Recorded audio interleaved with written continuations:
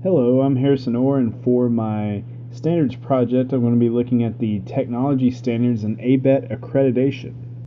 So what is ABET? Well, ABET stands for the Accreditation Board for Engineering and Technology, and they accredit college and university programs in the disciplines of applied science, computing, engineering, and engineering technology at the associate, bachelor, and master's degree levels. ABET accreditation is an educational standard against which professional engineers in the U.S. are held, and ABET accreditation ensures that students and employers can be confident that a program will meet the quality standards that produce graduates prepared to enter the workforce. ABET standards are developed by technical professionals from ABET member societies, and we'll talk about those member societies in a minute. A professional from the field handles the reaccreditation process as well. ABET is a nonprofit, non-governmental organization recognized by the Council for Higher Education Accreditation. Now, the reason why I chose ABET is twofold. First, I have my bachelor's and master's degrees from an ABET accredited institution, that being Western Carolina University. Second, implementing technology into an engineering/technology program is a bit convoluted. Obviously, the classes themselves are about technology, yet few programs are offered entirely online. Even very few core curriculum classes are offered online. So classroom instruction is still very much by the book. Here's a small snapshot of the member societies of ABET. There's quite a bit more than this, but here are some of the main ones. The one that we're really going to focus on is the Institute of Electrical and Electronics Engineers, otherwise known as the IEEE. Let's talk about the curriculum for ABET accredited programs. This curriculum comes from the 2016-2017 edition of the Criteria for Accrediting Engineering Programs publication that is put out by ABET. And as you can see, it's a very general curriculum since this must be applied to various fields of study. But the general curriculum requirements are a year of college level math and sciences, a year and a half of engineering topics, and of course a general ed component. Notice though that the curriculum must culminate with a major design experience, usually in the form of a project. I had to do one myself for my bachelor's degree at Western, where I was part of a team that designed a wireless nurse call button system with a local business that makes nurse call button systems. So speaking of curriculum, if you walk into a standard engineering tech lab, you'll expect to find lab benches full of specialized equipment, but much of that equipment exists in the form of software nowadays. Some commonly used examples of engineering software include MATLAB, which is a mathematics programming language and compiler intended for complex calculations and data processing. LabVIEW is a lab equipment simulator. A good majority of physical lab equipment that you would see in an electronics lab can be simulated with LabVIEW. Then you have PSpice, LTSpice, which are electronic circuit simulators. So instead of getting parts together and assembling a circuit on a breadboard physically in a lab, you can build it virtually on a circuit simulator. PowerWorld is a power grid simulator. Eagle is a printed circuit board design software.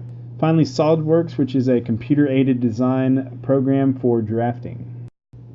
Let's dig a little deeper and find the standards for technology and ABET accreditation.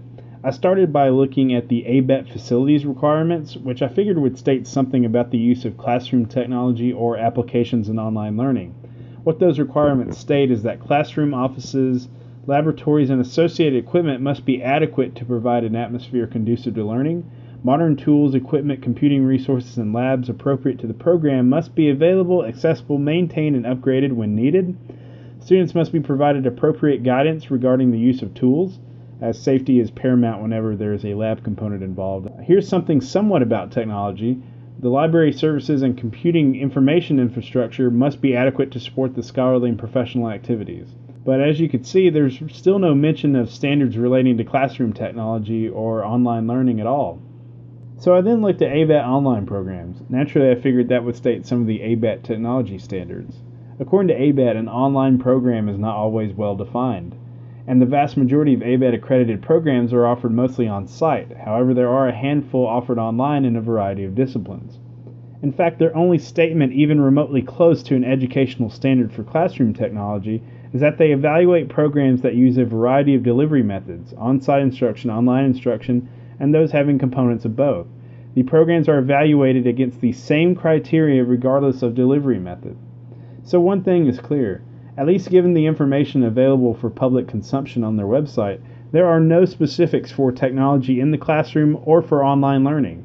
So since there are no obvious standards, and their only statement is that online programs are held to the same standard as in-class programs, then I decided to check out some of their online programs for some insight into their instructional methods and how they provide the same experience online as they would in a traditional program. So here is a list of online programs accredited by ABET. As you can see, there aren't very many. Since I work in electronics and my ABET degrees are in electronics, I'm going to focus on their online electronics programs only. So this is the online electrical engineering program at Stony Brook University, and this information comes directly from their website. This program offers upper division undergraduate courses, typically offered during the 3rd and 4th years of a 4-year undergraduate program in electrical engineering. The program is taught completely online, asynchronously delivered for flexible scheduling, and provides all courses, materials, tests, labs, discussions, advising, and contact with faculty completely online over the internet. Now they make the note of mentioning that some prerequisite admission requirements may require students attend on-site courses. Some students satisfy this admission requirement by attending on-site courses in local universities and community colleges. Furthermore, students are required to go to proctoring centers or other approved venues to take exams in some courses. A limited amount of synchronized sessions with instructors may also be required in some courses with hands-on components. So at Stony Brook, they go around the problem of doing complicated labs at home by yourself by having you go somewhere else to do them, namely going to a 2-year community college before you even transfer in. The same thing with tests. You have to go to a proctoring center to do the tests. This is not exactly a user-friendly program designed for working professionals as they claim to be. Excelsior College, which is a private institution in Albany, New York, offers a bachelor's in electrical engineering online as well. Having looked at their curriculum, I noticed it is exactly what you would expect from any electrical engineering program, regardless of delivery method, which is an example of accreditation at work. But I did notice that there is a requirement of taking 7 lab classes in various domains, such as circuit analysis, digital electronics, and things like that. I found some feedback about the program from Engineeringcom, where a former student says that the labs are great, engineering circuits on breadboards was an exciting time. For those who don't know, a breadboard is a type of circuit board used for making electronic circuits. So this tells me that they were either requiring students to purchase lab equipment, or they had to go to a local college or university to use that lab equipment.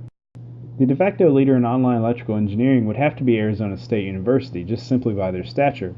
Their curriculum is comparable to any other ABET electrical engineering curriculum, but I was able to find more feedback on their program than others.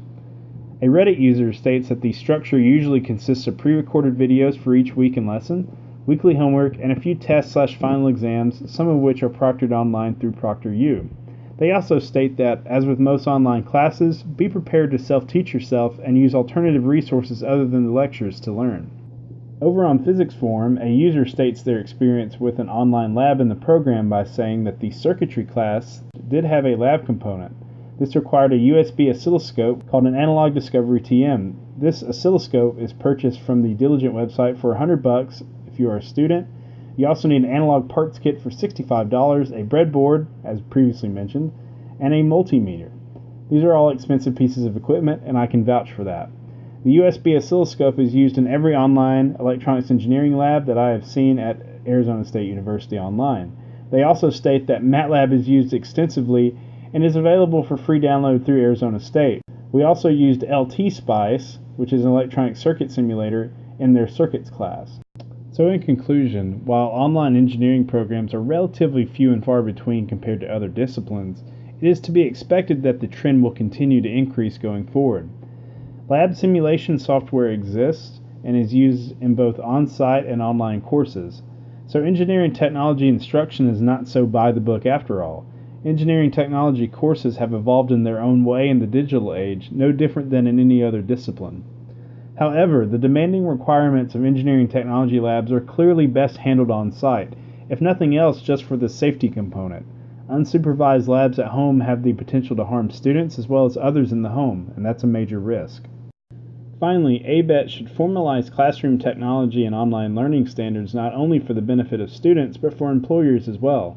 employers need to know exactly what an ABET accredited online engineering technology program consists of, especially when considering hiring students with such degrees.